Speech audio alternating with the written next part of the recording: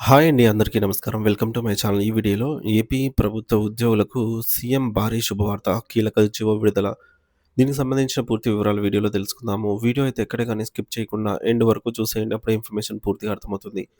అలాగే వీడియో చూస్తున్న ప్రతి ఒక్కరు వీడియోకి లైక్ చేయండి ఫ్రెండ్స్. ఈ వీడియోని తోటి ఉద్యోగ అపేక్షించిన మిత్రులతో అయితే షేర్ చేయండి.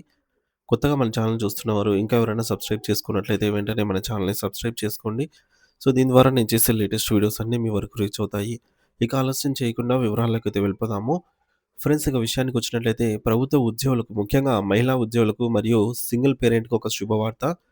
రాష్ట్ర ప్రభుత్వం చైల్డ్ కేర్ లీవ్స్ సీసీఎల్ నిబంధనలో అత్యంత కీలకమైన సవరణలు చేస్తూ ఉద్యోగులకు మరింత వెసులుబాటు కల్పిస్తూ జీవోఎంఎస్ నంబర్ 70ను 15 డిసెంబర్ 2025న విడుదల చేసింది. పబ్లిక్ సర్వీసెస్ మరియు ఆర్థిక శాఖ ఫైనాన్షియల్ డిపార్ట్మెంట్ ద్వారా విడుదలైనటువంటి ఈ ఉత్తర్వులు ఉద్యోగ వర్గాల్లో హర్షం వ్యక్తం చేస్తున్నాయి. దీనికి సంబంధించిన పూర్తి వివరాలను, పూర్వపరాలను ఇప్పుడు మనం తెలుసుకుందాము.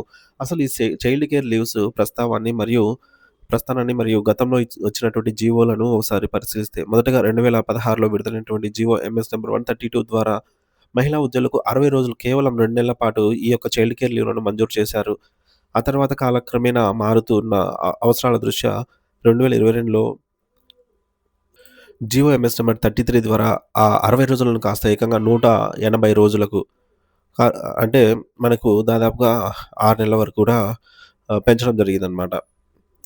ఈ యొక్క సెలవులను. అంతేకాకుండా అప్పట్లో మరొక విప్లవాత్మకమైన మార్పు కూడా చేశారు. అదేంటంటే ఈ సౌకర్యం కేవలం మహిళా ఉద్యోగులకే కాకుండా భార్య లేకపోయిన మగ ఉద్యోగులకైనా వర్తింపజేశారనమాట.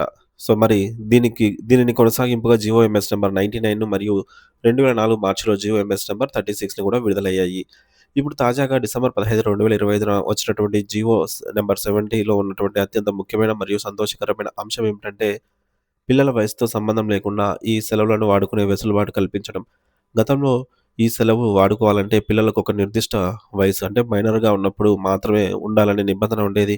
అంటే పిల్లలు పెద్దవారైతే మేజర్‌లైతే తల్లిదండ్రులు ఈ సెలవు పెట్టడానికి సాంకేతికంగా ఇబ్బందులు ఉండేవి.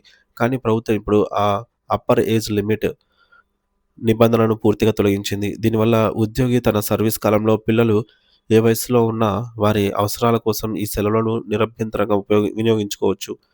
ఈ తాజా సవరణ ప్రకారంగా ప్రభుత్వ మహిళా ఉద్యోగులు అందరూ కూడా మరియు సింగిల్ మేల్ ఎంప్లాయీస్ అంటే పెళ్లి కాని పురుషులు కావచ్చు. పెళ్లి కాని పురుషులంటే పిల్లల్ని అడాప్ట్ చేసుకున్న వారు ఉండొచ్చు. లేదంటే భార్య చనిపోయిన వారు లేదా అంటే వాళ్ళకి పిల్లలుండి భార్య చనిపోయిన వారు ఎంప్లాయీ.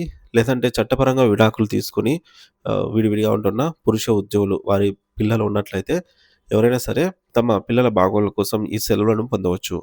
పిల్లల అనారోగ్యం సమయంలో గానీ, వారి పరీక్షలు అంటే వారికి ఎగ్జామ్స్ సమయంలో కానీ, లేదంటే ఇతర ముఖ్యమైన అవసరాల కోసం ఈ 180 నెలల సెలవులను అయితే వాడుకునే వెసులుబాటు ఉంది.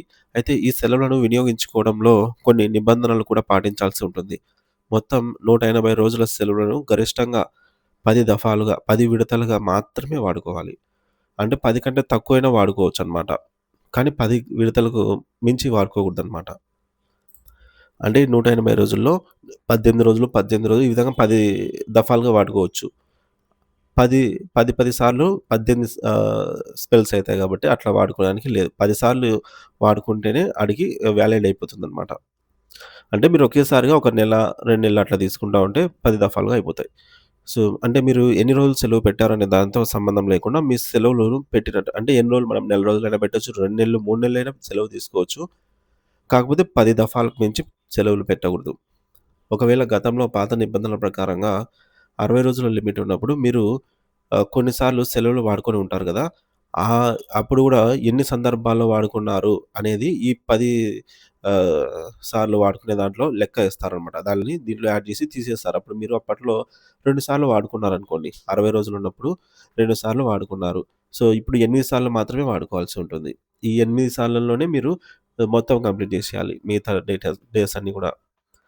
సో, ఈ యొక్క 10 స్పెల్ లెక్కలోకి తీసుకుంటారు గతంలో వాడుకున్నవి గూడా. సో, ఉదాహరణకు మీరు గతంలో 4 సార్లు ఈ యొక్క సెలవులను పెట్టి ఉంటే ఇంకా మీకు 6 సార్లు మాత్రమే ఈ యొక్క 180 రోజులకు లోబడి సెలవులు పెట్టుకునే అవకాశం అయితే ఉంటుంది.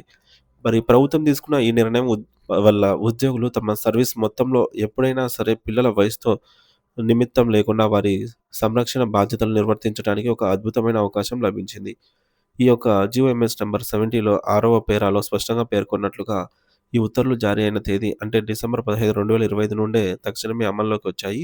కాబట్టి అర్హత కలిగిన ఉద్యోగులందరూ ఈ తేదీ నుండి కొత్త నిబంధనల ప్రకారంగా ఏజ్ లిమిట్ గురించి ఆందోళన చెందకుండా తమ కార్యాలయాల్లో దరఖాస్తు చేసుకోవచ్చు. మరి ఇది నిజంగా ఉద్యోగుల కుటుంబ సంక్షేమం పట్ల ప్రభుత్వం చూపిన సానుకూల దృక్పథానికి నిదర్శనమని చెప్పొచ్చు.